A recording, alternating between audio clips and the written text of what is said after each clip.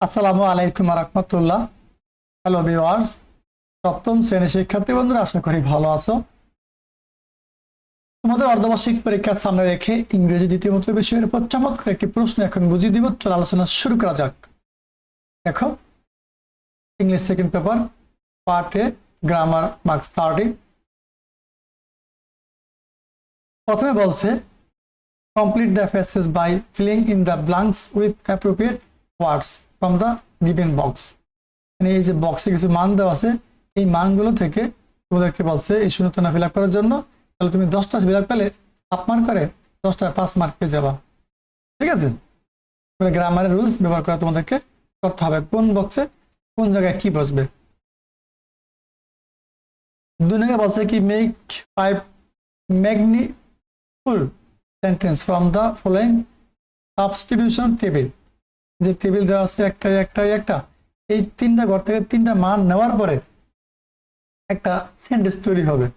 এরকম 5টা সেন্টেন্স লিখবা, 5 থেকে 5 মার্ক পেয়ে যাবা। এটা কিন্তু গুরুত্বপূর্ণ প্রশ্ন অর্ধবার্ষিক পরীক্ষার জন্য। তোমরা এই সমস্ত প্রশ্ন বের করে তোমাদের যে অনুশীলনমূলক বই আছে সেখান থেকে উত্তরগুলো খুঁজে খুঁজে অবশ্যই পড়ে নেবা। এই রবিনসন ক্রুসো এটা কিন্তু খুবই গুরুত্বপূর্ণ পরীক্ষা আসার মতো। 3 নং প্রশ্ন, fill in the blanks with the correct form of the verbs given the brackets. এই যে রাইট ফর্মস অফ ভার্ব ব্যবহার করে তোমাদেরকে এখানে 5টা দেওয়া আছে, এগুলো অ্যান্সার তুমি ভালো করে শিখে নেবা। 5টা সঠিক উত্তর দিতে পারলে 5 মার্ক পেয়ে যাবা। রাইট ফর্ম অফ ভার্বস, ঠিক আছে। 4 নাম্বার দেখো, change the following sentence into indirect speech, changing ওয়ার্ডস। এখানে গ্রামার রুলস অনুযায়ী তোমরা এগুলো করবা, 5টা 5 মার্ক পেয়ে যাবা। আবার 4 নঙ্গে change the following sentence as directed in brackets. বুঝলি, নেগেটিভ থেকে অ্যাফার্মেটিভ, অ্যাফার্মেটিভ থেকে নেগেটিভ বা পজিটিভ। ঠিক আছে, এই যে পরিবর্তনটা আছে সেন্টেন্সের, তোমরা ভালো করে এগুলো দেখে একটু চেঞ্জিং সেন্টেন্সের ভালো করে দেখে এগুলো একটু শিখে রাখবা। এখান থেকে তোমরা সহজে কিন্তু মার্কগুলো ক্যারি করতে পারবা যদি তোমাদের গ্রামারের রুলসগুলো জানা থাকে। ঠিক আছে, ভালো করে এগুলো কিন্তু উত্তরটা খুঁজে খুঁজে তোমাদের অনুশীলনের বই থেকে অবশ্যই এগুলো উত্তর সহকারে পড়ে না, পরীক্ষা আসতে পারে অনেকটাই নিশ্চিত। আর এগুলো তোমাদের অর্ধবার্ষিক পরীক্ষার সিলেবাস অনুযায়ী তৈরি করা হয়েছে। Use appropriate punctuation marks and capital letters where necessary. এই যে তোমাকে এখানে দেওয়া আছে যে পাংচুয়েশন মার্কস বলছে, আবার ক্যাপিটাল লেটার ব্যবহার করে কোন জায়গায় কোনটা বসবে তোমাকে খাতায় লেখার জন্য বলছে।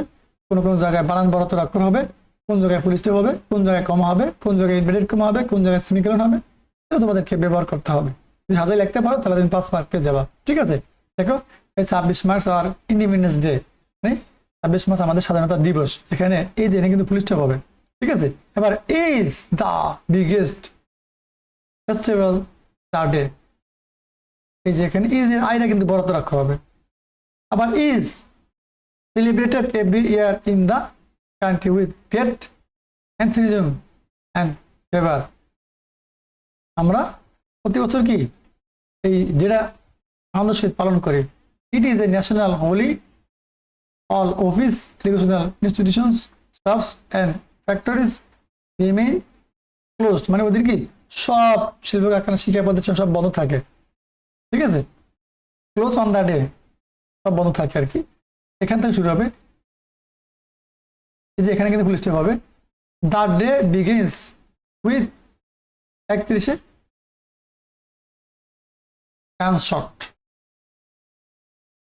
31 গানশট আর কি। এখানে বলছে এই যে দা লেখবা, এখানে কিন্তু টিটা বড় অক্ষর হবে, মানে গানশটস। এখন এখানে এখানে কিন্তু শেষ লেখা শেষ, এখানে ফুল স্টপ হবে। এই যে সাদা লিখতে পারলে তুমি কি 5টায় 5 মার্ক, সাদা লিখতে পারলে এটাকে 5 মার্ক পেয়ে যাবো। আশা করি তোমরা বুঝতে পেরেছ।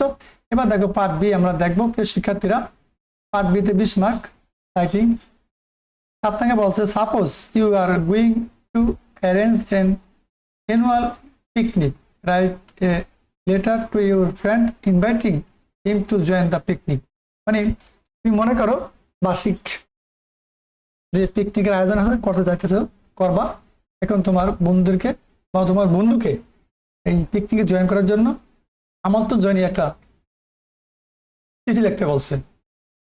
ঠিক আছে, বনভোজনে যাবা বা শিক্ষা সভা যাবা বা পিকনিক যাবা, ইংলিশে বলছে পিকনিক, বা শিক্ষা সভা বলতে পারো, কোনো সমস্যা নেই। বা আমরা বনভোজনে বলি, আমি যেন বন্ধুকে আমন্ত্রণ জানিয়ে একটা চিঠি লেখো। আর অথবা সাপোজ মনে করো Bangladesh Parjatan corporation has given an advertisement in the newspaper offering a tour to Saint Martin Island. মনে করো বাংলাদেশ একটা কোম্পানি, এতে বলছে কি কি ফারজাতান কর্পোরেশনের কোম্পানি তোমাদেরকে যে নিউজ পেপারে বিজ্ঞপ্তি দিব, যেন তোমাদেরকে শিক্ষা সফরের নিউজ পেপার বিজ্ঞপ্তি দিব, যেন অফারিং করছে তোমাদেরকে সেন্ট মার্টিন যাওয়ার জন্য। এখন write an email to the corporation asking details of the tour.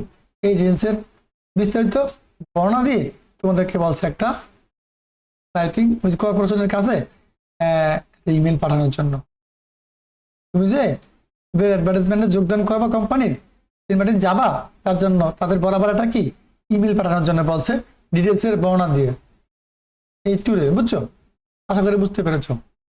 এবার দেখো আপনাকে বলছে write a short composition in 250 words anyway আর কি, হযরত সাল্লাল্লাহু আলাইহি সাল্লাম, my aim in life, the July charter. এখানে 3টা দেওয়া আছে, ভালো করে তোমরা পড়বা। আশা করি এই ভিডিও থেকে কমন পড়া যাবে। 250 ওয়ার্ডের একটা রচনা লিখবা, ইংলিশ বেলায় কম্পোজিশন, বাংলা বেলায় রচনা, ঠিক আছে? 250 ওয়ার্ডের। তাহলে এই ছিল তোমাদের ইংরেজি দ্বিতীয় পত্র বিষয়ের চমৎকার একটি প্রশ্ন আলোচনা। আশা করি আজকে ক্লাসটা তোমাদের কাছে অনেক অনেক ভালো লেগেছে। পড়ো, এখান থেকে কমন পড়তে পারে। আর এভাবে নিত্য নতুন ভিডিও পেতে চাইলে আমাদের এই ম্যাথ রুকিয়ার জোন ইউটিউব চ্যানেলটি সাবস্ক্রাইব করে দেবা, ফেসবুক পেজটা ফলো করে পাশে থাকবা।